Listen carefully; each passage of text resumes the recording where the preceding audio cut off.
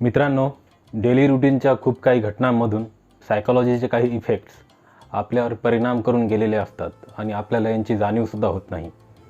तर या व्हिडिओमध्ये आपण असे काही परिणाम जे इफेक्ट्स आहेत जे की आपल्या डेली रुटीनमध्ये इन्क्लुडेड आहेत पण आपल्याला माहिती नसतात, यांच्याबद्दल थोडीशी माहिती या व्हिडिओमधून आपण घेणार आहोत. एक सामान्य माणूस कसा वागतो, कसा बिहेव करतो किंवा त्या माणसाने कसं वागायला हवं याबद्दलच्या प्रचंड मोठ्या स्टडीज या अगोदर होऊन गेलेल्या आहेत. सायकोलॉजिस्ट, सायकॅट्रिस्ट आणि बिहेवियरल सायंटिस्ट यांच्याकडून वेळोवेळी अशा स्टडी झालेल्या आहेत आणि होत राहतात.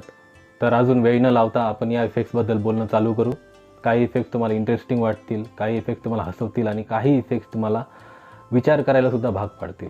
तर हा व्हिडिओ पूर्ण बघा.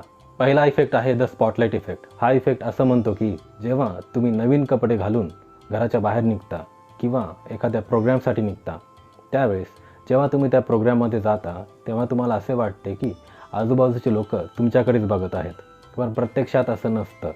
किंवा असं पण असतं की पब्लिकली तुम्ही जेव्हा एखादी मिस्टेक करता तेव्हा तुम्हाला असं वाटतं की आजूबाजूचे सर्वच लोक तुम्हाला जज करत आहेत, पण प्रत्यक्षात असंही नसतं.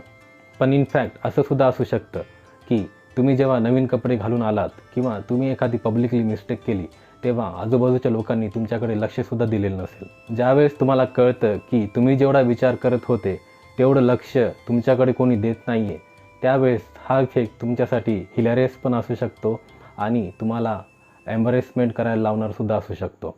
दुसरा इफेक्ट आहे द बिस्टँडर इफेक्ट.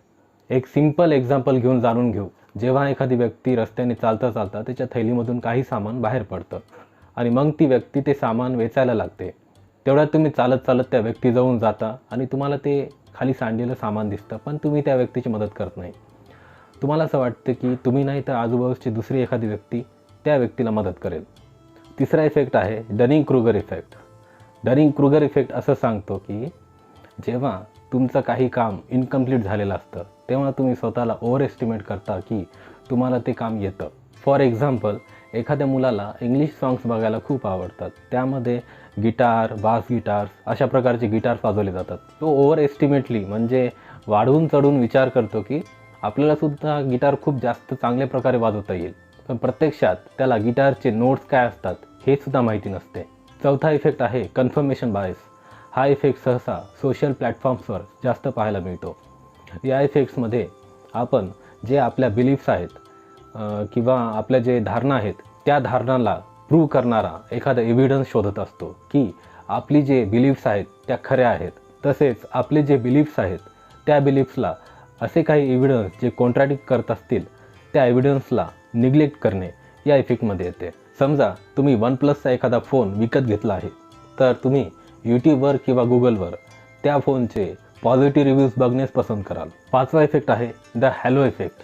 हॅलो इफेक्ट असा आहे की एखाद्या व्यक्तीच्या कोणत्याही एका वैशिष्ट्यावरून, कोणत्याही एका कॅरेक्टरिस्टिक्सवरून आपल्या मनावर खूप मोठी छाप पाडून घेणे.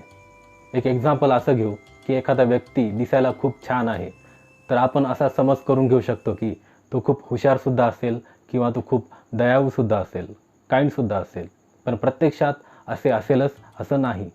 समजा एखाद्या व्यक्तीला शाहरुख खान आवडतो आणि त्या व्यक्तीने असं गृहीत धरून ठेवलं आहे की प्रत्यक्षामध्ये रिअल लाईफमध्ये शाहरुख खान खूप दयाळू आहे, खूप इंटेलिजन्स आहे, तो प्रत्येकासोबत खूप छान वागतो, पण त्याच्याकडे पर्सनल लाईफमध्ये खरंच शाहरुख खान कसा आहे याबद्दलचे काहीच एव्हिडन्स नाही आहेत.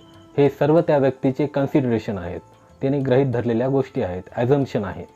सहावा इफेक्ट आहे बादर मेनहॉफ फिनॉमेना. हा इफेक्ट असं सांगतो की जेव्हा तुम्हाला एखादी नवीन गोष्ट माहिती होते तेव्हा तुम्हाला ती गोष्ट सगळीकडेच दिसायला लागते. याबद्दल एक सोपं एक्झाम्पल घेऊ की समजा तुम्हाला नवीन फ्लॅट घ्यायचा आहे आणि फ्लॅट्सबद्दल तुम्ही माहिती काढली, तर तुम्हाला हे निदर्शनास येईल की आपल्या घराच्या शेजारीच एक नवीन बांधकाम चालू आहे आणि ते फ्लॅट विकण्यासाठी आहेत, पण तुम्ही अगोदर त्या गोष्टीकडे लक्ष दिलं नव्हतं. पण आता तुम्ही ज्यावेळेस माहिती काढली त्यावेळेस तुम्ही लक्ष देणं चालू केलं. म्हणून अशा वेळेस काही गोष्टी ज्या आहेत त्या तुम्ही नोटीस करायला लागतात, ज्या की सहसा तुम्ही करत नव्हतात. आय होप तुम्हाला हे इफेक्ट समजले असतील.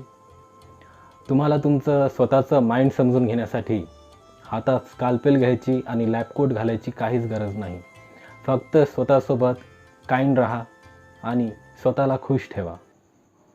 धन्यवाद.